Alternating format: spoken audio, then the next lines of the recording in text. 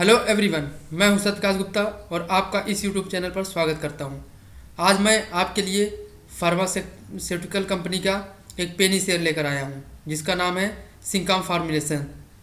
और हम इस वीडियो में इसके फंडामेंटल्स और फाइनेंशियल के बारे में जानेंगे और कंपनी करती क्या है इसके बारे में हम डिटेल में जानेंगे। इससे पहले वीडियो को लाइक करें, शेयर करें और चैनल को सब्सक्राइब करें और भी नए अपडेट्स पाने के लिए बेल आइकन प्रेस करें। शेयर मार्केट के fundamental analysis, metaverse, artificial intelligence, crypto currency और ब्लॉकचेन की डिटेल जानकारी पाने के लिए आप हमारी वेबसाइट स्पाइसी ज्ञान पर विजिट कर उस पर लिखे आर्टिकल पढ़ें। अब हम बात करते हैं कंपनी करती क्या है। यह कंपनी 1995 में इस्टेब्लिश हुई थी। यह एक ग्लोबल फार्मास्यूटिकल कंपनी है। ये हेल्थ केयर के प्रोडक्ट बड़े रेंज में बनाती है। इस कंपनी के वर्ल्ड वाइड जेनरिक दवाओं के 400 प्रोडक्ट हैं जो 15 देशों में रजिस्टर्ड हैं। आइए कंपनी के प्रोडक्ट और इसके ब्रांड्स को जानते हैं। कंपनी 300 से ज़्यादा फार्मास्यूटिकल फार्मुलेशन प्रोडक्ट बनाती है जिसमें कई तरह के डोजेज हैं, जैसे tablet, capsules, liquid orals, liquid vials and ampoule injections and dry vials injection, dry syrups, ointments, inhalers and herbals. Company के 65 ब्रांडेड एलोपैथी में और 32 प्रोडक्ट हर्बल कैटेगरी में हैं।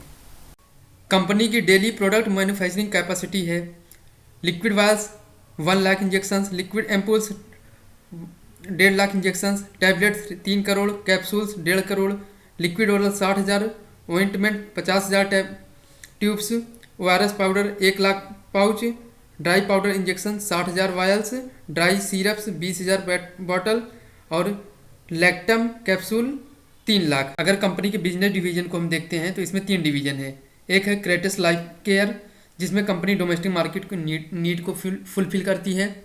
दूसरा है क्रेटस न्यूट्रिशन जिसमें न्यूट्रास्यूटिकल मेडिसिन और न्यूट्रिशनल सप्लीमेंट बनाती है ये कंपनी। और तीसरे में क्रेटस इवॉल्व। इस कैटेगरी में कंपनी फीमेल और प्रेग्नेंट फीमेल के लिए रिप्रोडक्टिव प्रोडक्ट्स बनाती है। अगर कंपनी के ग्लोबल प्रेजेंस को देखें तो कंपनी के 15 देशों में 400 प्रोडक्ट रजिस्टर्ड हैं थ्रू एक्सपोर्ट मर्चेंट। ये कंपनी कई तरह की कमोडिटीज़ को एक्सपोर्ट करती है, जैसे फार्मास्यूटिकल में API और surgical products, agro and confectionery products में जैसे rice, wheat, floor, chickpeas, biscuits and candies. Industrial products देखते हैं fastener, steel bars, roofing seat and jute bag and metals scrap. Company का रिवेन्यू 2021 में ग्लोबल एक्सपोर्ट से 74% था और डोमेस्टिक मार्केट से 26% था। अगर कंपनी का सेगमेंट वाइज रेवेन्यू देखेंगे तो फार्मास्यूटिकल ड्रग एंड फार्मुलेशन से 76% था और कमोडिटी से 22% और रेंटिंग प्रॉपर्टी से 2%। अगर रिवेन्यू ब्रेकअप प्रोडक्ट वाइज देखेंगे तो इसमें टैबलेट से 61%, एग्रो कमोडिटी से 11%, इंजेक्टेबल से 10%, कैप्सूल से 6%, लिक्विड से 3%, ऑइंटमेंट से 3%, रॉ मटेरियल से 4% और अदर से 4% है। कंपनी के अपकमिंग एक्सपेंशन प्रोजेक्ट्स देखेंगे तो कंपनी अपने इंजेक्टेबल प्रोडक्शन कैपेसिटी को एनुअली 2 करोड़ से बढ़ाकर 3 करोड़ करना चाहती है और अपने टैबलेट डिपार्टमेंट को मॉडर्नाइज करना चाहती है।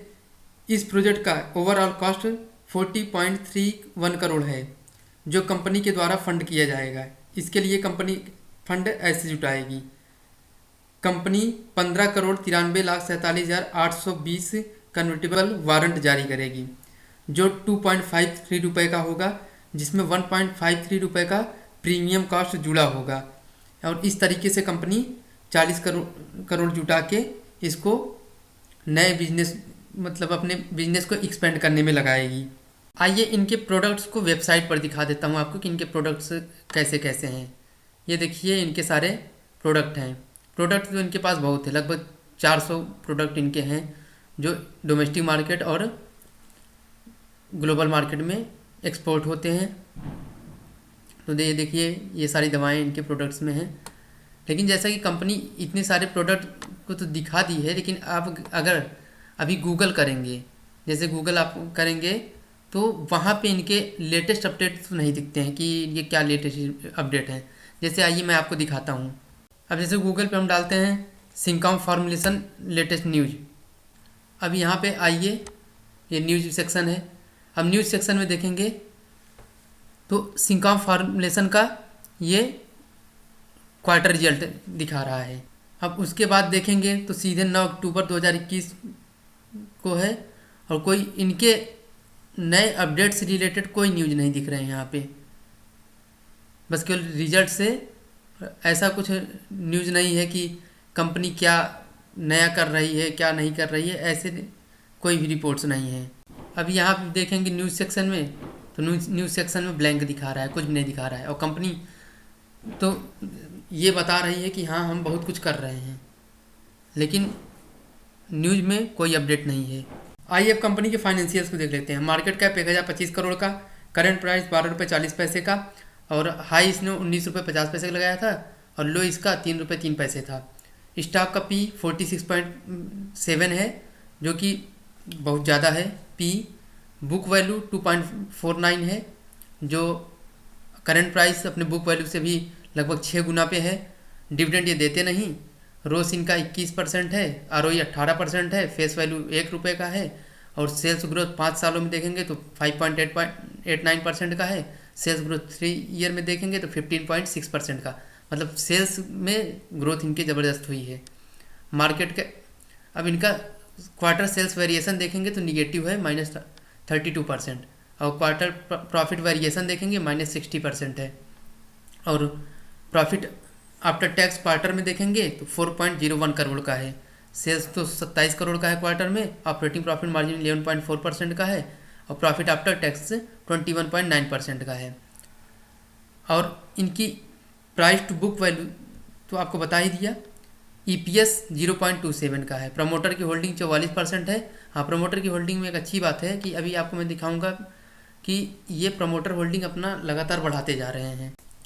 अगर कंपनी के क्वार्टर रिजल्ट को देखेंगे, दिसंबर 2020 में 84 करोड़ का था, मार्च में 21 में कम हुआ, 65 करोड़ पे आया, और जून 21 में 51 हुआ, फिर सितंबर 21 में 52 हुआ, और दिसंबर 21 में 57 हुआ। मतलब पिछले 3 क्वार्टर से ये परफॉर्म अच्छा कर रहे हैं। लेकिन इनके दिसंबर के 2020 के क्वार्टर से देखेंगे तो उससे ये अभी कम है, लेकिन हाँ पिछले 3 क्वार्टर से परफॉर्म अच्छा कर रहे हैं। अब अगर इनके हम नेट प्रॉफिट को देख लेते हैं तो नेट प्रॉफिट में भी इनके मार्च 21 में 6.95, जून 21 में 5.40 करोड़ का था, और सितंबर 21 में 5.62 करोड़ का, और दिसंबर 2021 में इनका जो प्रॉफिट है वो डाउन हुआ है। 21 में सेल्स तो यहाँ बढ़ी है लेकिन प्रॉफिट डाउन हुआ है, और प्रॉफिट डाउन होने का कई कारण है कि जो रॉ मटेरियल कास्ट है वो बढ़ गया है, तो इसकी वजह से प्रॉफिट डाउन है। इस कंपनी के एनुअल इनकम स्टेटमेंट को देखते हैं तो lower than industry revenue growth, constant market share, मतलब 5 साल से इनका मार्केट शेयर कांस्टेंट है। Higher than industry net income. Financial 2018 में देखेंगे तो 163 करोड़ का इनका टोटल रेवेन्यू था, 19 में 191 हुआ, 20 में 210 हुआ, और 21 में 251 हुआ। 2020 से 21 में इनके एनुअल इनकम रेवेन्यू में ज़बरदस्त ग्रोथ देखने को मिली, और वैसे देखेंगे तो 2018 से ही ये ग्रोथ कर रहे हैं एनुअल में। नेट इनकम में भी इनका ग्रोथ अच्छा है, 8, 11, 14, 29, 20 से 21 के बीच में तो इन्होंने अच्छा ग्रोथ किया है। EPS में भी अच्छी ग्रोथ होगी, जाहिर सी बात है, जब नेट इनकम में ग्रोथ होगा तो EPS में भी ग्रोथ होगा। अब बैलेंस शीट को देखते हैं इनके। बैलेंस शीट में देखेंगे तो लोअर देन इंडस्ट्री डेब्ट to equity ratio, higher than industry current ratio. अब यहाँ पे करंट एसेट इनका बढ़ा है, 2018 में 78 था, 21 में 189 हुआ। टोटल एसेट भी बढ़ा है, 170 से 291 करोड़ हुआ है। अब अगर इनके लाइबिलिटीज़ को देखते हैं तो लाइबिलिटी भी इनकी बढ़ी है। अगर एसेट बढ़ा है तो लाइबिलिटी भी इनकी बढ़ी है, 49 से 104 करोड़ हुई है, लेकिन लाइबिलिटी के कंपैरिजन में इनका एसेट डबल है। अब हम कंपनी के कैश फ्लो को चेक कर लेते हैं, कंपनी के पास कैश फ्लो कैसा है। तो कंपनी के पास एक निगेटिव पॉइंट ये है कि कैश फ्लो इनका इस साल जो 2021 था उसमें निगेटिव आ गया है कैश फ्लो, -1.99 करोड़ का निगेटिव कैश फ्लो है, और उसके पहले तो ये प्लस में थे, लेकिन ये बहुत ज़्यादा गैप नहीं है। कंपनी अभी रेड फ्लैग जोन में है। यहाँ देखेंगे कि ऐसा लिस्ट में है कंपनी।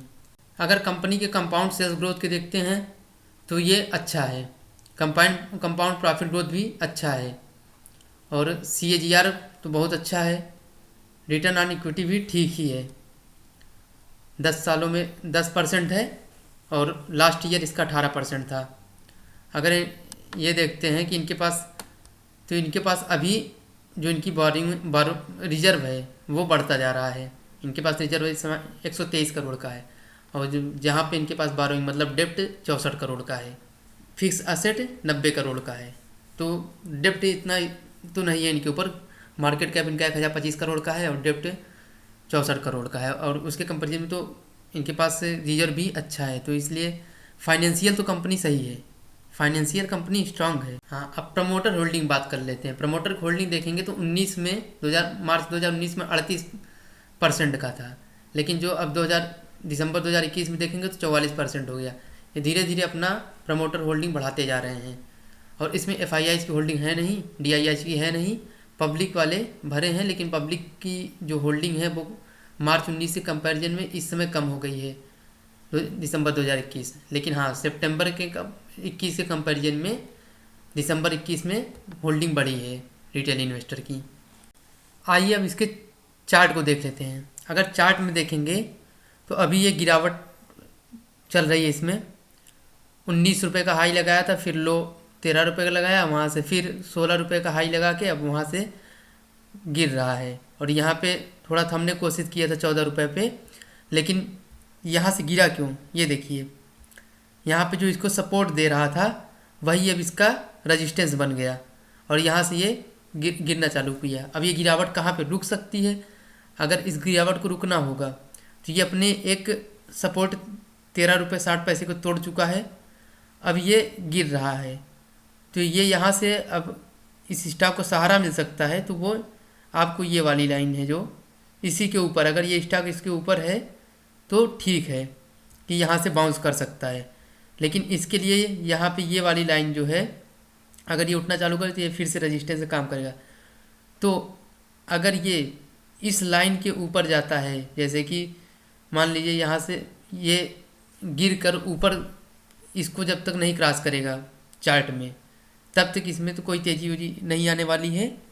और लेकिन इसके लिए जो भी गिरावट में सहारा है वो आपको यही वाली लाइन बनेगी जो 10 रुपये के पास बन रही है। और अगर आप इस स्टॉक को बाई करना चाहते हैं तो ये स्टॉक आपके लिए 9-9.5 रुपये के पास सही रहेगा।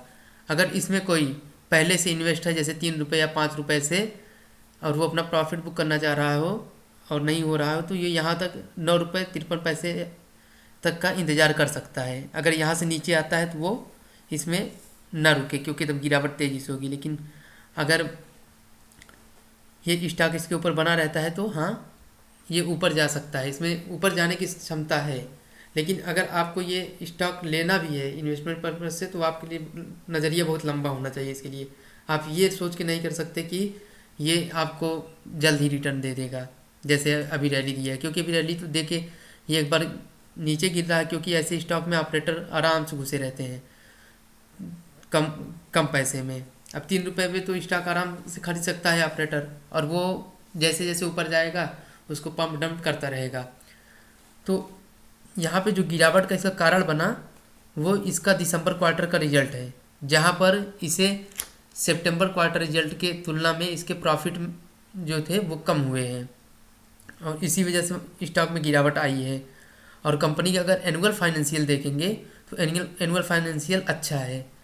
तो मैं आपको यही कहूँगा कि इस कंपनी को आप स्मॉल कैप या पेनी शेयर के तरह ही ट्रीट करें और बल्क में इन्वेस्टमेंट ना करें, जिससे आपको कोई भी तकलीफ ना हो। और फाइनेंशियल इन्वेस्ट करने से पहले अपने फाइनेंशियल एडवाइज़र और अपनी खुद की रिसर्च करके स्टॉक बाई करें। और वीडियो भी देखने के लिए धन्यवाद।